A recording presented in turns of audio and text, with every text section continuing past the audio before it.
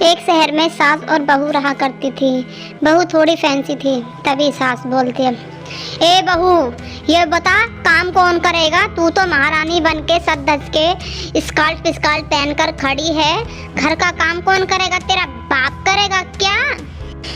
पूरा दिन मेकअप पे लगी रहती है, जब देखो मेकअप, जब देखो मेकअप, कभी बाल हेयर कट, कभी कुछ कभी कुछ, कभी नेल पॉलिश कर। जितना तुम मेकअप पर ध्यान देती हो ना, इतना तुम घर के काम पर ध्यान दो ना, तो घर की साफ सफाई हो जाए, टाइम से खाना पीना हो जाए हमारा, ठीक है? बिल्कुल भी ध्यान नहीं देती हो। अब देखो ऐसे खड़ी है जैसे सांप सूंघ गया हो इसको, अब नहीं कुछ पता। और कपड़े की तो पूछो मत, इतने गंदे कपड़े पहनती है, कोई इसको देख भी नहीं सकता।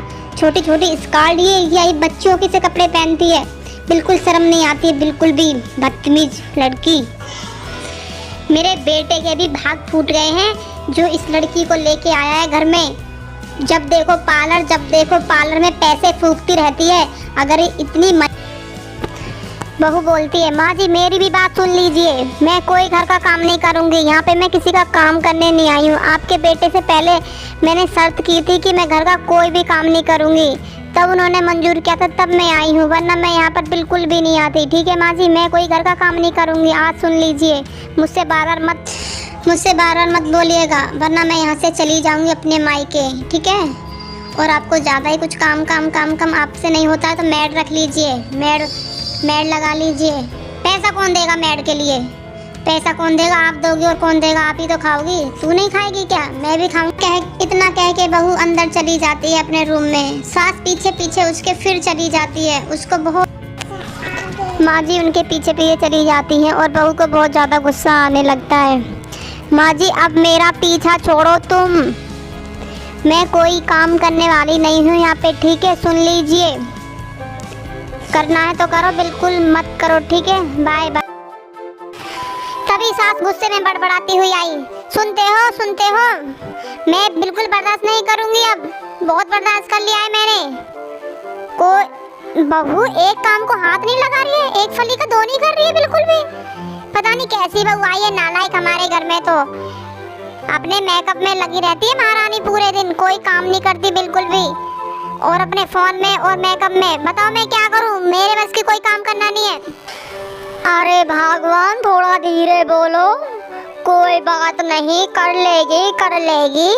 क्यों इतना परेशान हो रही हो? इतना हल्ला उसके पीछे काटती हो, इतना एक दो काम भी तो कर सकती हो घर में। तुम क्या करती हो ये बताओ पहले, तुम कुछ करती हो क्या घर में? उसके पीछे बेचारी के हल्ला काटती रहती। तूने भगवान कभी उससे प्यार से बात की है? कभी आराम से बोली है उससे? अच्छे से प्यार से कभी बोली है?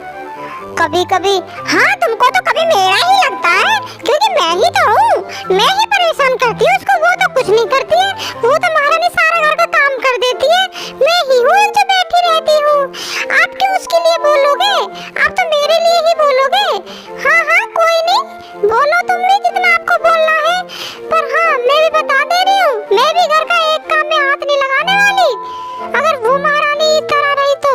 ठीक है, सुन लीजिए, आज बुला लो उसको, इसके पति को। नरेंद्र से बोल दो फोन करके ले जाएगा यहाँ से, मैं तो परेशान हो गई हूँ।